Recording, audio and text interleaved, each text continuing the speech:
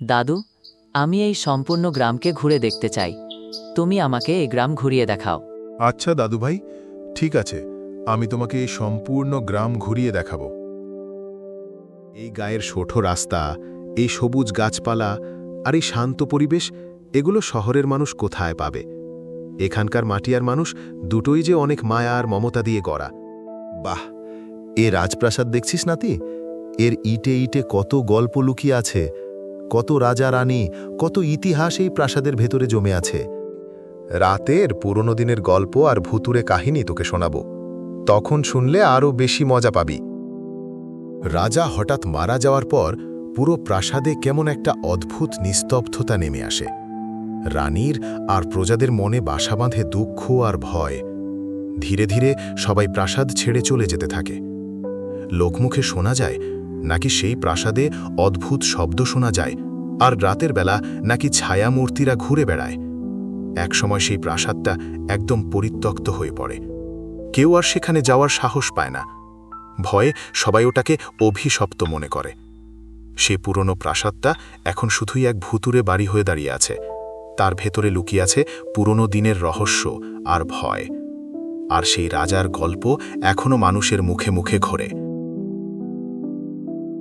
ওসব ভূতটুত কিচ্ছু নেই। আমি আবারও যাব ওই রাজপ্রাসাদে ভালোভাবে দেখতে।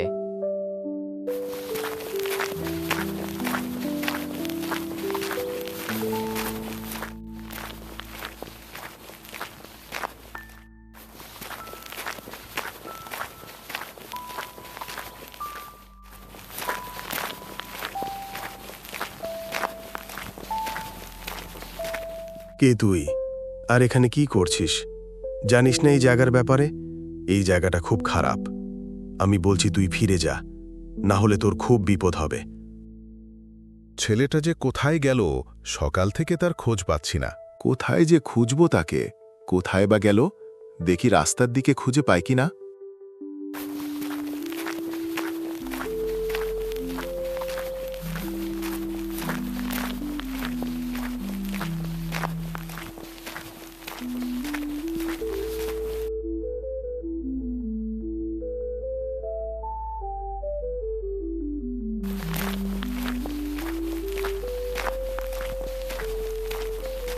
সাধু বাবা, আপনি কি এখান দিয়ে কোনো বাচ্চাকে যেতে দেখেছেন, কিংবা এখানে খেলা করতে দেখেছেন?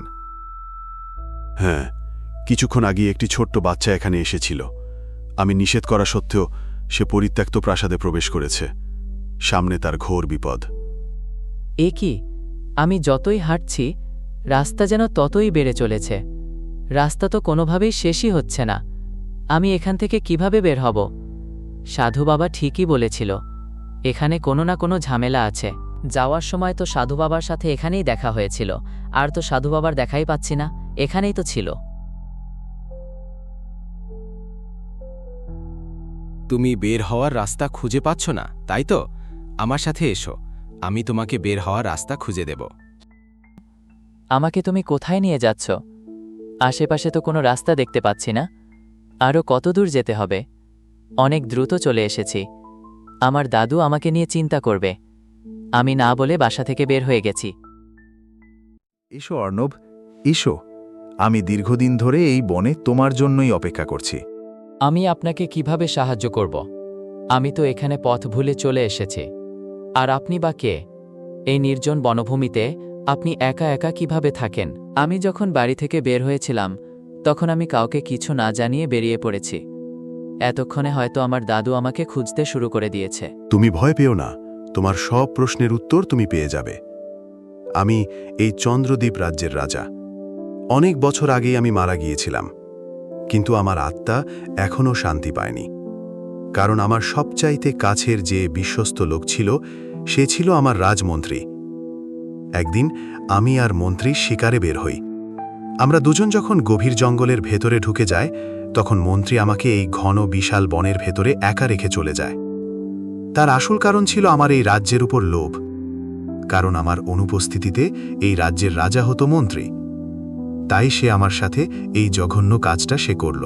আমি একা একা বনের ভেতর না খেয়ে ঘুরে বেরিয়েছি। এভাবে না খেয়ে থাকতে থাকতে আমার অবস্থা যখন প্রায় মৃত্যুর কাছাকাছি, তখন একটি বাঘ আমাকে খেয়ে ফেলে এবং আমি সেখানেই মৃত্যুবরণ করি। এই রাজ্যের গল্প গতকাল দাদু আমাকে বলেছিল এবং আপনার কথাও বলেছিল। তো রাজামশাই, আমি আপনাকে কিভাবে সাহায্য করতে পারি? অনেক বছরই তো কেটে গেল, কেউ আমার কথা এখন আর মনেও রাখেনি।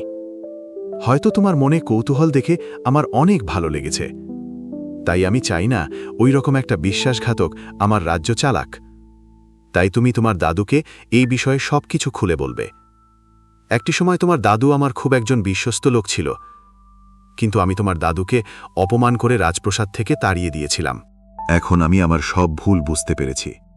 আরে অর্ণব, ওঠ, সকাল হয়ে গেছে, আলো ভরে উঠেছে চারিদিকে। সকালের নাস্তা কর, অনেক ঘুমিয়ে নিয়েছিস, আর ঘুমাতে হবে না, এখন ওঠ। কালকে রাতের গল্প কেমন লেগেছিল তোর?